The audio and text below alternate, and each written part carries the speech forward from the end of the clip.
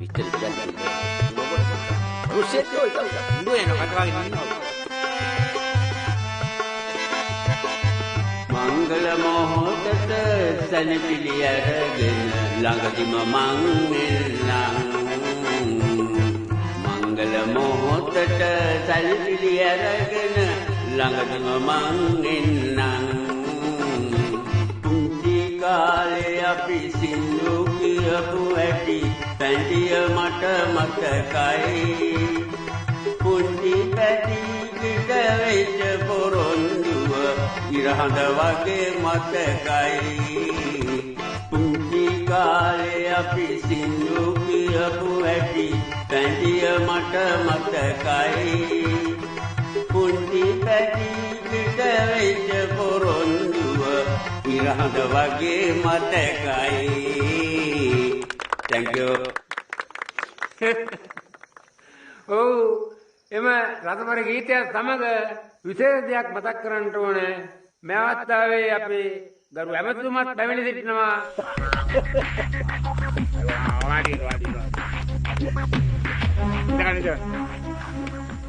ඒ වගේම ගම්වාසීනුත් විශාල ප්‍රමාණයක් පැමිණ සිටිනවා මෙම ස්ථානයේට. ඒ සමගින් අපි තවත් ආධුනික ගීතයකට යමු. ගමෝ ජග්ගා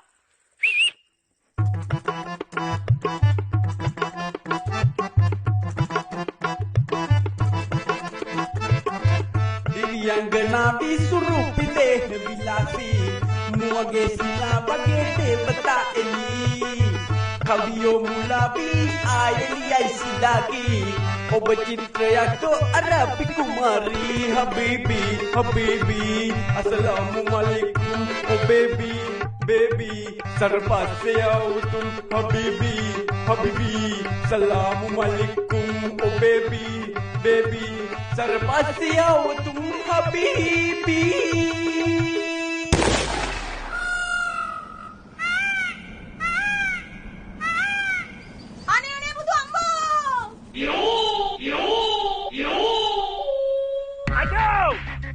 මව්බිම දෙවනුව ජාතිය දෙවනුව ආගම මගේ ආදරණීය අම්මේ තාත්තේ අයියා කැලංගේ මල්ලියේ කිසි දෙයකට බයින්න බෑ මේ කිස්සිරියම දින්නකම්.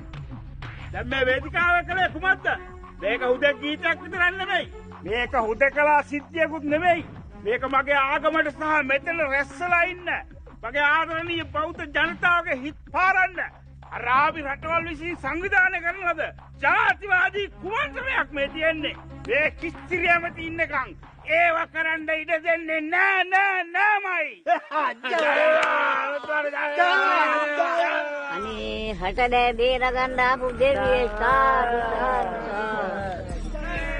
ඡන්දේ ළඟයිනේ මල්ලේ.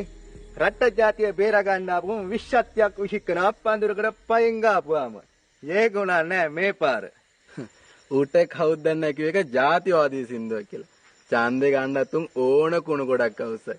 ඒවට අහුවන අමු ගවයෝ තින්නන සලින්මයි. නැත්තම් මල්ලේ නැත්තම් යන්දා කරේ රන්දාගෙන